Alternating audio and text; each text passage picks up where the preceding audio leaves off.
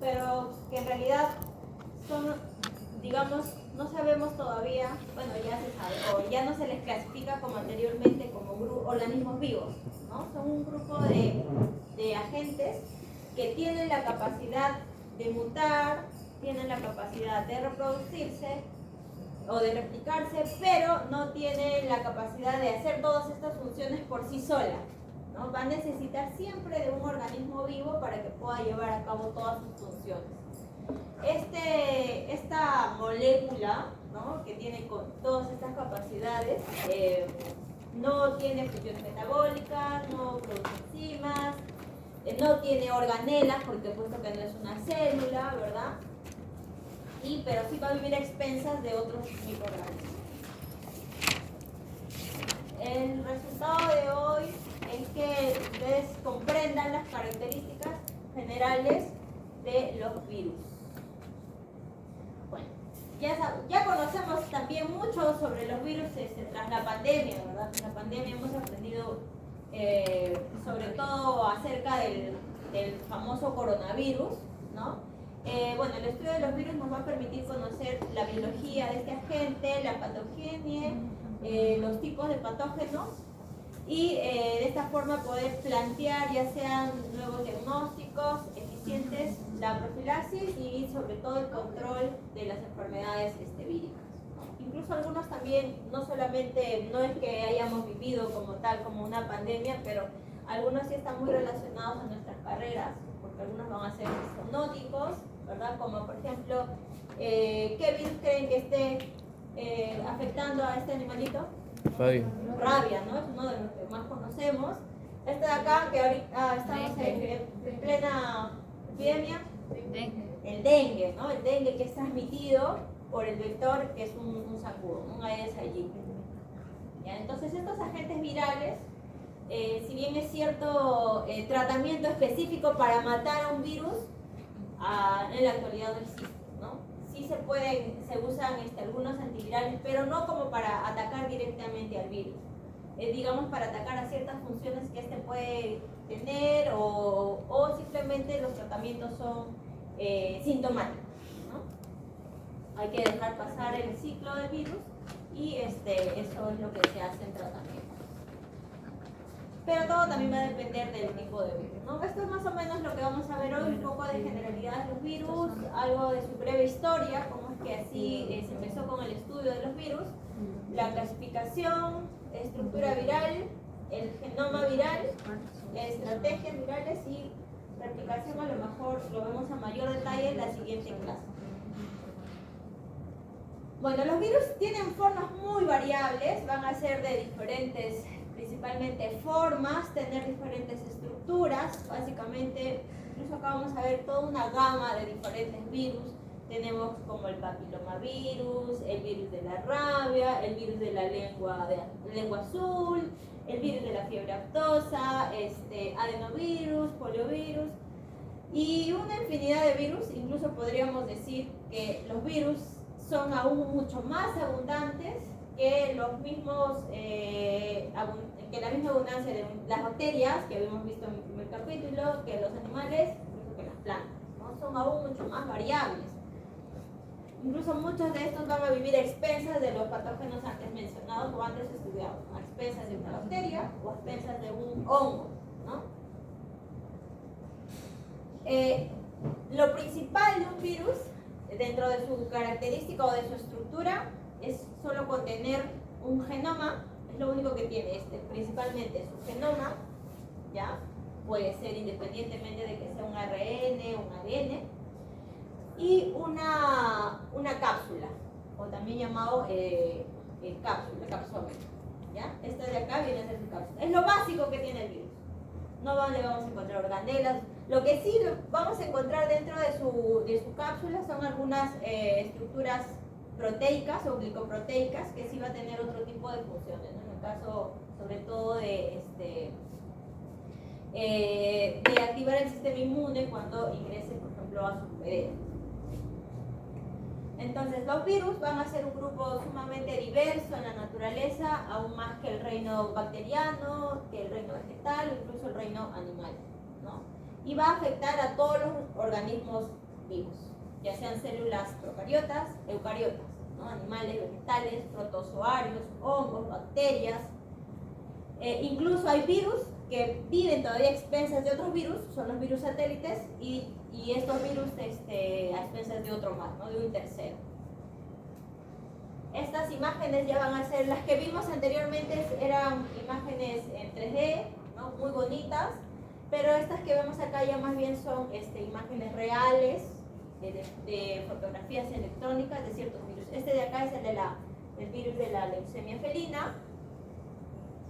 Este de acá es el virus de la rabia, que son virus bastante grandes, ¿verdad? Son fotografías electrónicas.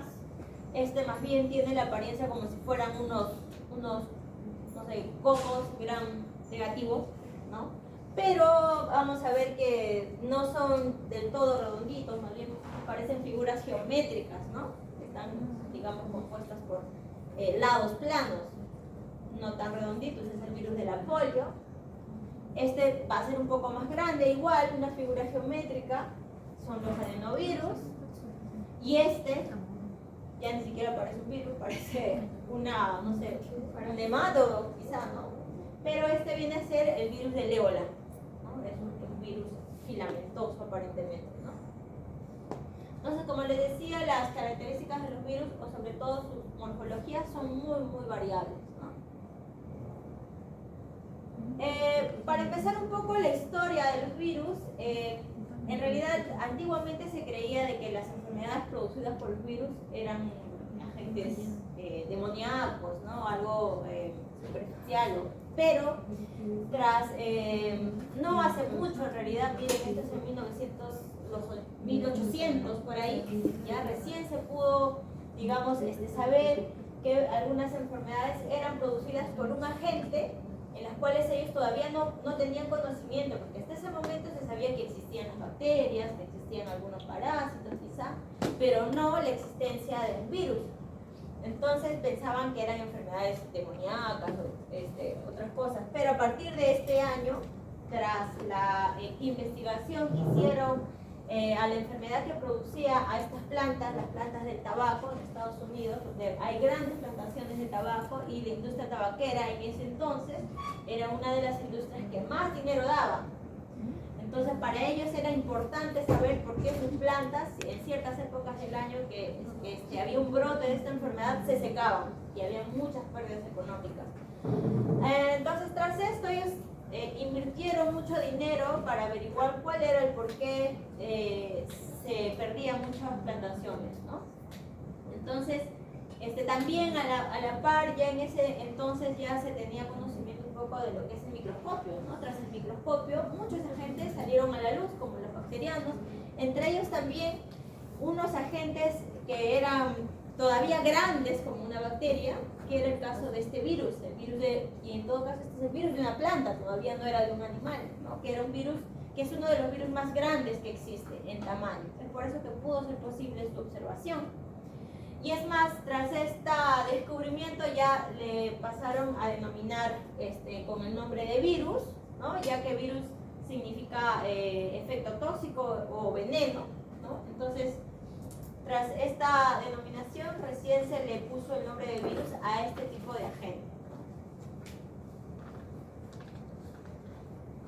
Pero antiguamente ya se tenía conocimiento de muchas enfermedades virales que afectaban a la humanidad. Entre ellos, por ejemplo, en el antiguo Egipto, ¿verdad? Ya tras estas imágenes jeroglíficas, se supo de que, por ejemplo, este faraón habría tenido o habría estado afectado por la poliomielitis, ¿no? Por un virus que es del virus de la polio, y estaría con la poliomielitis paralítica, la enfermedad, ¿no? Este otro faraón, miren, en épocas egipcias, antes de Cristo, ¿verdad? Es el faraón Ramsés, que si uno se pone a observar el rostro de ese faraón, vamos a poder observar muchas cicatrices en la piel, ¿verdad? Entonces se cree de que este faraón haya padecido en ese entonces de la viruela, ¿no? De una de las viruelas y las cicatrices que le ha quedado en el rostro, y es más, haya fallecido también a causa de esta enfermedad, ¿no? El faraón Ramsés. Ya más adelante, miren, acá hay un gran vacío, ¿verdad? Desde antes de Cristo. Por ahí seguramente hay algunos detalles más que no estamos considerando, pero hay un gran vacío en la historia en relación a los virus, ¿no? Porque no se tenía el conocimiento, no se tenían las herramientas para poder saber qué se trataba de este agente. Entonces, ya en 1796, con la primera vacuna hacia un niño, ¿verdad? La viruela en ese entonces era una de las enfermedades que devastaba mucho a la humanidad. Había muchos casos de viruela, había muchas muertes jóvenes, pero ya un investigador empezó a darse cuenta de que cuando los niños recibían a mínima dosis, sacaban pequeños virus de ave, ¿ya? Porque las aves también son afectadas por viruela, sacaban pequeñas verrugas de estas aves, hacían como un machacado y se las aplicaban a los niños y hacían de que estos niños puedan tener menos lesiones o la presentación de la viruela que atacaba a los humanos era mucho menor, ¿no? Entonces, tras esto se fueron dando inicios a las primeras vacunas contra la viruela. Ya en el siglo XIX, 1800 por ahí, ya recién se comienza a nivel ya mundial la vacunación contra la viruela, ¿no? Entonces ya la viruela desde ese entonces ha tenido mucho control y en la actualidad es una de las enfermedades que prácticamente la tenemos erradicada, salvo ciertos brotes en las zonas de África y ahora con el último brote que hemos tenido también, ¿no? Pero ya se controla, ¿no? Eso es lo más importante. Ya con el descubrimiento de los microscopios, ¿no? Con un microscopio simple pudo ser posible la visibilización como tal de un agente viral, ¿no? Que hasta antes no se sabía que existía. Luego Robert Koch con Louis Pasteur tras varios postulados que hicieron, también ya denominaron muchas enfermedades el papel de los gérmenes, ¿no? Gérmenes no solamente gérmenes bacterianos, sino también gérmenes como virus. Muchos postulados. Y ya esto también el descubrimiento de la afectación a los animales por diferentes virus, como por ejemplo el virus de la fiebre aftosa que afectaba a los bovinos, fue descubierta en 1898. No hace mucho en realidad. Quería mostrarles una página que no lo abrí, que es un, no sé cómo se dice en inglés, pero es una línea del tiempo de la historia de los virus, un timeline en inglés, para que ustedes quieran curiosear acerca de este tema.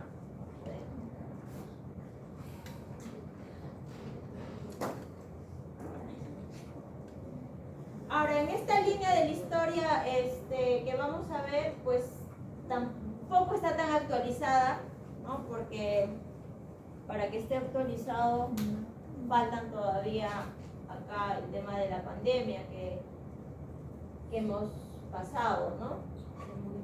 Poco, ¿verdad? Entonces acá, por ejemplo, tenemos como primera hecho histórico la infección de la viruela al faraón francés. Todo esto es antes de Cristo, 1200. Luego también ya las primeras vacunaciones hechas en China.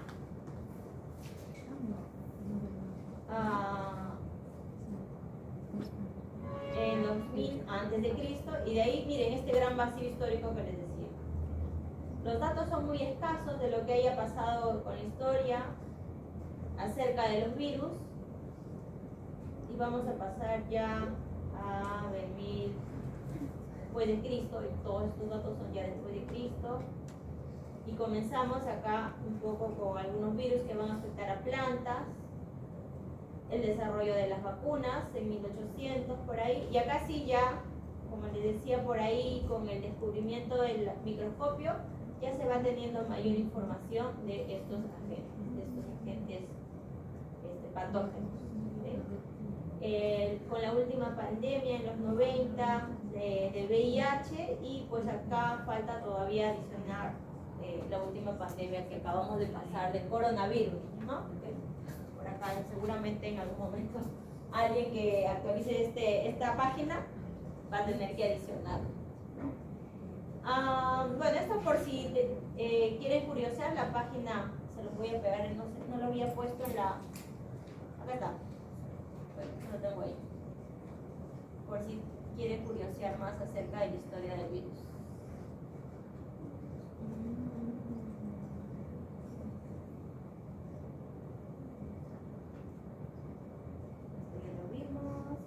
Bueno, en la actualidad, pues los últimos eventos que tenemos acerca de los virus, ya más bien ya tenemos muchas herramientas tecnológicas o sistémicas, no solamente para la observación del virus como tal, sino también para sus diagnósticos, es más, y para los tratamientos que actualmente se usan contra estos agentes, ¿no? Muchos métodos físicos, químicos, microscopio electrónico, porque no se puede visibilizar con el microscopio óptico que normalmente usamos, un agente viral.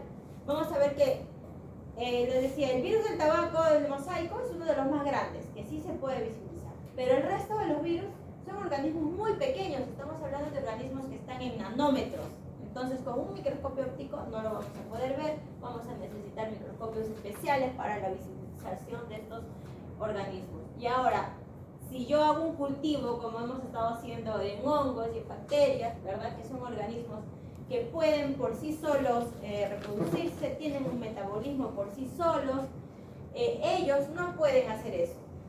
No van a poder crecer por sí solos en un medio artificial. Ellos van a necesitar de otras células, de otras estructuras celulares para poder vivir, bueno, no vivir, pero para poder en todo caso replicarse, ¿no? Entonces, para poder yo tener, digamos, virus como tal, necesito hacer los cultivos de estos virus previamente en cultivos celulares. Así se hacen los aislamientos virales. Primero en cultivos celulares y luego en estos cultivos celulares recién voy a poder obtener agentes virales como tal. Al virus, ¿no? En la parte antígena del virus. Son de tamaños muy variables, vamos a encontrar de estos grandes hasta muy pequeños. En estructuras también vamos a ver que algunos van a tener estas estructuras espiculares, a diferencia de de las bacterias que pueden tener flagelos y pueden movilizarse por sí solos. Estos no van a tener esa capacidad.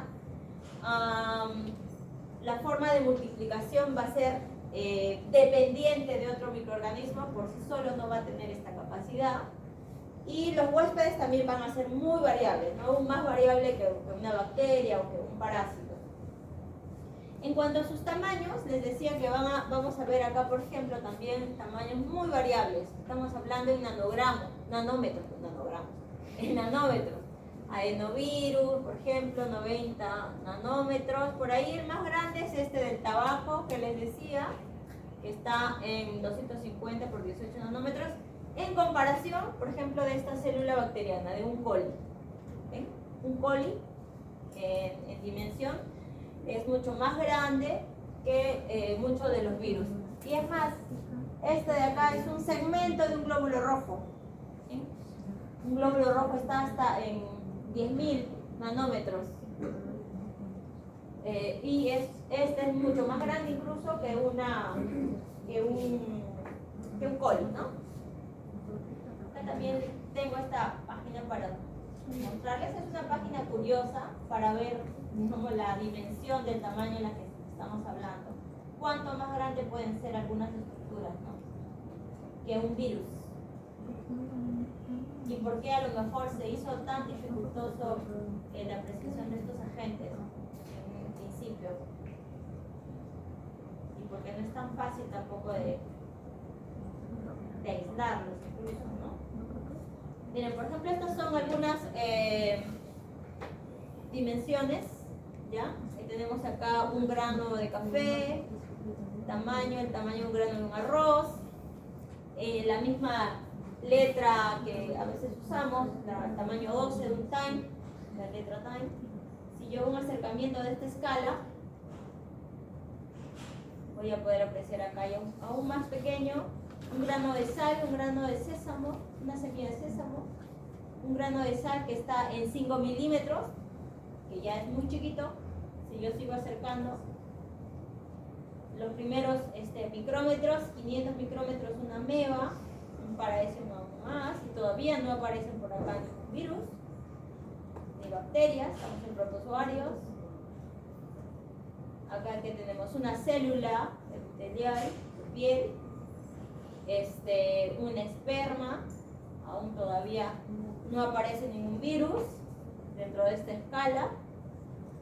Lo vamos a seguir acercando, un poco para tener idea del tamaño, ¿no? Un glóbulo rojo en 8 milímetros, cromosoma 7. Incluso ya estamos en mitocondrias. Acá por fin encontramos un coli. Acá tenemos algunas organelas que ya están por acá. Aparece uno de los primeros virus, 220 nanómetros, ¿no? El virus del mosaico. Acá recién aparecen en nanómetros, en la escala de nanómetros, los primeros virus. Acá tenemos influenza, VIH, hepatitis, rinovirus. Ya esta es más o menos la escala en la cual yo podría encontrar o dimensionar un virus. Ya las estructuras más pequeñas, estamos hablando ya de partes celulares, ¿no? Moléculas como tal, hemoglobina, anticuerpos, ¿verdad? ¿Cuál es lo más chiquito que vamos a encontrar en esta escala? A ver. Moléculas como la glucosa, la metionina. Y lo más pequeño es carbón de átomo, ¿no? Sí. Un átomo de carbón que ya está en una dimensión aún más pequeñita, ¿no? Un poco curioso acá para saber las dimensiones de alguno de los tamaños. Picómetro, ¿no? El átomo del carbón, aún más chiquitito. Esto también está en su presentación por si quieren seguir jugando con la escala, ¿no? Curiosa la escala. Miren, como incluso por eso es que estos tienen la capacidad de ingresar a la célula, replicarse en el interior y luego liberarse, sin nada, en miles y millones. Entonces, dentro ya de las características generales que tienen los agentes virales, vamos a ver que son llamados parásitos intracelulares obligados. Obligados porque no van a poder vivir por sí solos, necesitan necesariamente de la maquinaria de cualquier otro agente celular para poder replicarse. Una partícula viral va a generar a partir de la célula en las cuales ha parasitado, usar su maquinaria de esta célula para poder componer sus partículas virales y luego ensamblarse y luego recién, o preformarse como dice ahí, y luego recién liberarse, ¿no? No siempre van a ser pequeños, vamos a encontrar unos que sí tienen tamaños algo visibles, pero la gran mayoría van a ser muy pequeñitos. Estos no van a tener la capacidad ni de crecer, ni de dividirse, no por sí solos no tienen esa capacidad. Los virus carecen de sistemas propios para la síntesis de energía, no tienen ribosomas, no van a tener mitocondrias, y van a depender completamente de su célula infectada. Entonces, ¿los virus serían organismos vivos? No son considerados organismos vivos. Además, según la dogma que estipula cuáles serían los organismos vivos, pues no cumple con casi nada. Con lo único que cumple es que sí se reproducen, pero a expensas de otro, y que pueden mutar, nada más. Pero por lo demás, ellos no producen enzimas, no pueden por sí solos sobrevivir, ¿no? Entonces, los virus fuera de las células son sustancias químicas metabólicas completamente inertes. También vamos a encontrar algunas nomenclaturas parecidas o muy relacionadas a los virus, como por ejemplo los llamados viroides, que son estructuras que contienen ARN circular en 200 o 400, sin cápside, es decir, solo material genético, y estos más bien van a tener la capacidad de enfermar a ciertas plantas, ¿no? No lo vamos a ver nosotros porque pues, nosotros vemos más que nada enfermedades hacia animales, pero es importante también conocerlo, no están relacionados a los virus. También los virusoides son otra estructura muy parecida a los viroides, pero ya estas contienen un poco más de números de nucleótidos, entre 1000 nucleótidos, ¿no? Y necesitan un virus para replicarse, ¿no? Para su multiplicación. Funcionarían en todo caso como un virus satélite, ¿no? Necesitan otro virus para poder replicarse. Y luego tenemos los llamados priones, que ya no van a ser estructuras de nucleótidos, no van a ser material genético, más bien van a ser proteínas, ¿ya? Pero sí con la capacidad de ser infecciosas. Son segmentos proteicos con la capacidad de producir patologías, como por ejemplo en el caso de las vacas locas. ¿Han escuchado las vacas locas alguna vez? No, las vacas locas es producida por los llamados priones, proteínas nada más.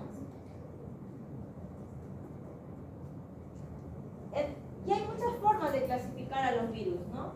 Se puede clasificar según el hospedero que estos parasitan, se puede clasificar si presentan o no una envoltura, se pueden clasificar según el material genético que estos tengan. Hay una clasificación también taxonómica a través de familias, ¿no?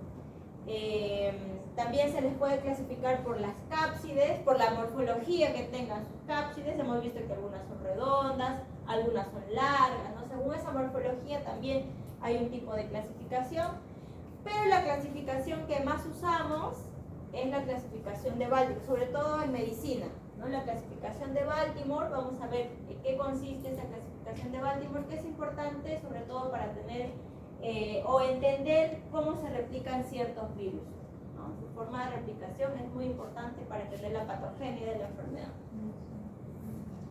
Entonces, según la clasificación, según su, digamos, ácido nucleico, vamos a ver que en el caso de los virus que pueden afectar a vegetales, generalmente van a ser virus que solo contienen ARN monocatenario. Las cápsides de estos virus son cápsides helicoidales. Helicoidales hay que imaginarse que son como una hélice, ¿no? Que son así redondas. No van a presentar una envoltura. Sí van a tener una cápside como tal, les decía, lo principal que tiene un virus es su material genético y su cápside. Aparte de esta cápside, algunos virus van a tener una envoltura extra, ¿ya? A eso se refiere que si tienen envoltura o no. En el caso de los virus que afectan a los vegetales, generalmente no van a tener esta envoltura. Por ejemplo, el virus del tabaco del mosaico. Los bacteriófagos son otro tipo de virus, ¿no? Que van a afectar generalmente. ¿A quiénes afectan los bacteriófagos? ¿Virus de qué son? ¿De qué tipo de agentes? ¿Se acuerdan? Cuando vimos bacterias. ¿A quiénes afectarían los bacteriófagos? A las bacterias, ¿no? Son virus que van a afectar a las bacterias. Ya, estos generalmente van a tener en material genético ADN bicatenario, es decir, con doble hebra, ¿no? Las cápsides van a ser una cápside considerada compleja porque van a tener una forma, digamos, geométrica, cierta parte de su cuerpo, y luego también tiene como una forma helicoidal que viene a ser como la colita. ¿No? ¿La cápside es la cápsula o qué? Ajá, la cápside es la cápsula. También tiene el nombre de cápside. Y bueno, estos generalmente son sin envoltura, no son así nada más. La parte estructural son sin envoltura, como por ejemplo el bacteriófago T4, que es un bacteriófago que afecta a ciertas bacterias. Y el virus de los que afecta a la gran mayoría de animales sí van a ser, vamos a tener algunos virus que van a ser ARN, ya sea monocatenario o ARN bicatenario, igual que vamos a tener también ADNs que afectan, o virus ADN que afectan animales mono o bicatenarios. Generalmente van a ser icosaédricos, es decir, van a ser como una figura geométrica, ¿no? Un icosaedro, ¿cuántos lados tiene? ¿No? ¿12 o 20? 20, ¿no? Entonces se parece mucho a una figura geométrica de 12 lados.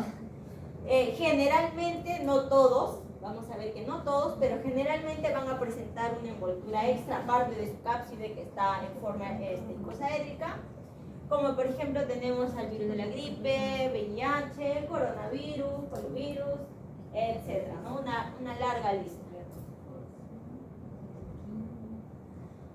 Algunas moléculas que van a componer esta estructura viral, dependiendo de dónde estén ubicadas, van a ser proteínas, como algunas proteínas estructurales o no estructurales también. Algunos, los que presentan esta capa extra, aparte de la cápsula, están compuestos por lípidos, pueden ser los fosfolípidos porque son, digamos,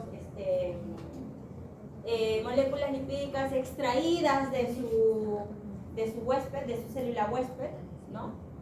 También algunos van a tener colesterol y también vamos a encontrar estructuras a base de carbohidratos como las glicoproteínas u oligosacáridos, ¿no? Que van a conformar estas estructuras importantes sobre todo para la respuesta inmune, ¿no?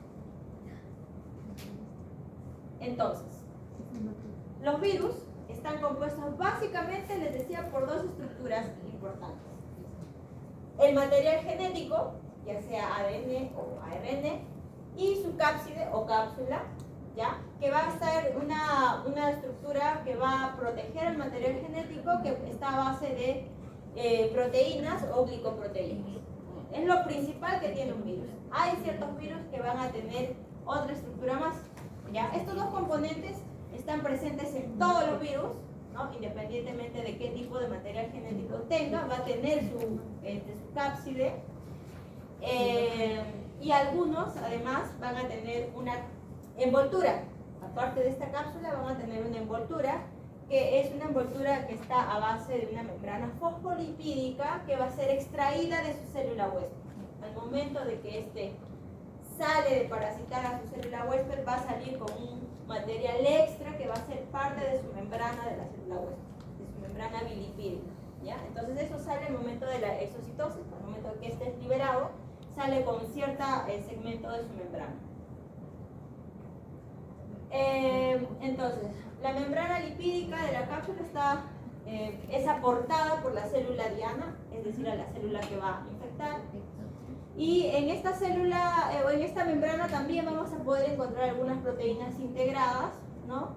Que estas proteínas más bien van a ser sintetizadas también por el virus al momento de su replicación, pero no por sí solos, ¿no? Usando la maquinaria de la célula diana. Por sí solo no podría producir ellas mismas su proteína. Entonces acá tenemos lo básico, los componentes básicos de todo virus, su material genético y su cápside, ¿ya? La cápside que va a estar compuesta por proteínas, por unidades proteicas denominadas capsómeros. Cada una de estas bolitas son los capsómeros. En conjunto se llama cápside. Ahora, este material genético con la cápside en conjunto también se le puede denominar nucleocápside, ¿ya? Solo a esto se le puede denominar nucleocápside. Entonces, seguramente en algunos libros, cuando lean nucleocápside, ya saben que se refiere al material genético con su envoltura, con su cápside o su cápsula. Hay algunos otros virus que, aparte de tener lo básico, van a tener una envoltura que viene a ser la envoltura a base de membrana bilipídica que es extraída de su célula diana, ¿verdad? Y sobre estas células dianas también vamos a encontrar estructuras proteicas que van a ser sintetizadas por el virus, pero a expensas de su célula huésped, ¿no?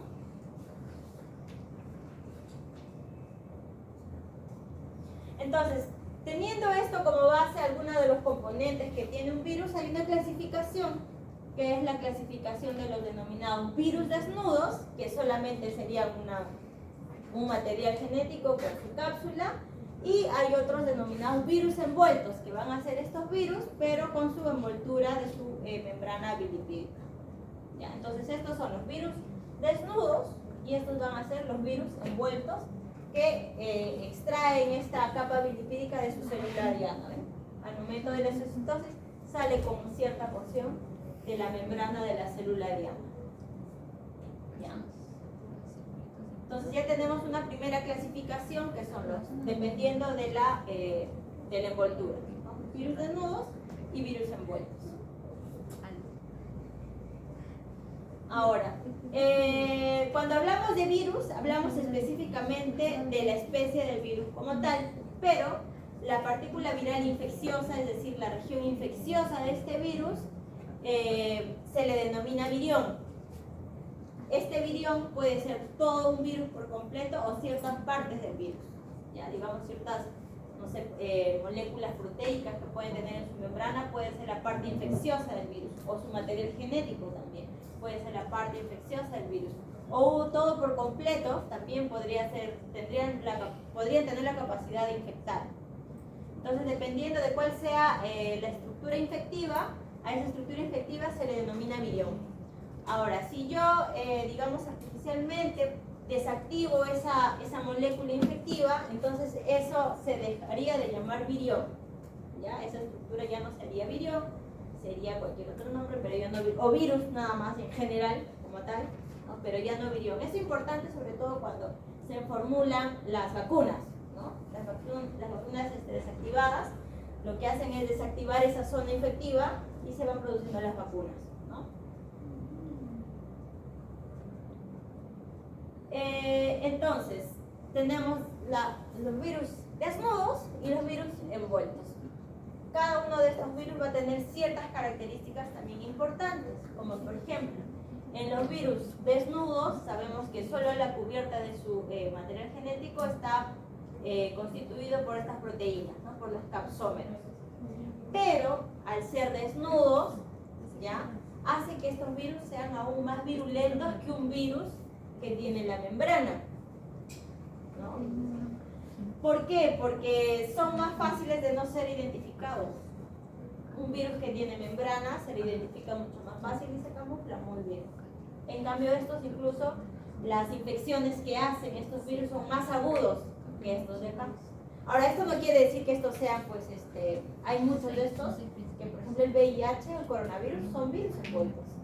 Y sí, de hecho han causado cierta patología, ¿no? Se causan también las patologías, pero digamos en cuestión de que si sea más agudo o más crónico, los virus más agudos serían los virus desnudos. El ébola mismo, ¿cuál es? El ébola es un virus desnudo. El virus de la influenza es un virus envuelto también. Y además el virus de la influenza tiene una capacidad de que muta muy rápido, ¿no? Entonces hay también ciertas ventajas que tiene ciertos virus, ¿no? Estas capacidades que tienen. Un virus desnudo también causa lisis de la célula hospedera y es por eso que es rápidamente agudo, ¿no? Las lesiones. En cambio, un virus envuelto, como sale por gemación, hace muy poco la lisis de estas células lianas. Estas van a ser resistentes al calor, resistentes a los ácidos e incluso resistentes a la desecación en un medio ambiente. O sea, en un medio ambiente tranquilamente podrían sobrevivir más tiempo que un virus envuelto. Un virus envuelto, por tener esta membrana que los protege, los hace mucho más sensibles. Es más, si se les expone a estos, digamos, a alcohol, por ejemplo, cuando yo me desinfecto las manos, hago que puedo desactivar este virus tranquilamente, ¿no? Porque las membranas lipídicas se van a degradar con la presencia del alcohol o de cualquier otro agente, otro solvente orgánico, ¿verdad? Estos también sobreviven muy bien en el tracto gastrointestinal y más bien estos no mucho, no sobreviven al tracto gastrointestinal. Tras la desecación aún así pueden ser todavía infecciosos. Estos ya no, casi todo lo contrario. Los desnudos inducen una respuesta mediada por anticuerpos y estos sí harían una mejor respuesta, ¿no? Hacen una respuesta inducida, inducen respuesta celular y también una respuesta por anticuerpos. Y la transmisión de estos virus desnudos pueden ser por heces, por polvo o fomites. Y en el caso de estos virus envueltos, básicamente son ya sea por sangre o por secreciones, ¿no? Porque recuerden que se deseca rápidamente, ¿no? Entonces un fomite no lo podría transmitir, a menos que sea fresco, ¿no? También vamos a encontrar dentro de esta estructura viral algunas estructuras llamadas proyecciones o espículas, ¿no? Estas que vimos en la primera imagen a varios virus así como estrellados, ¿no? Que son las espículas, son las proyecciones, como por ejemplo los virus del VIH, que son así espiculadas, que son a base de glicoproteínas y tienen una relación con asegurar el correcto ensamblamiento con la célula diana, ¿no? Esa sería una de sus funciones de tener estas espículas, los virus. Aparte de las espículas, algunos virus van a tener tanto la envoltura como las espículas, ¿no? Eso aún hace que puedan tener ciertas ventajas para su supervivencia, como por ejemplo el virus del sarampión o el herpesvirus van a tener la membrana y van a tener también estas espículas. Los virus que solo tienen cápside y material genético, es decir, solamente serían virus desnudos, ¿no? Al ser desnudos, tienen una mayor facilidad de poder ingresar al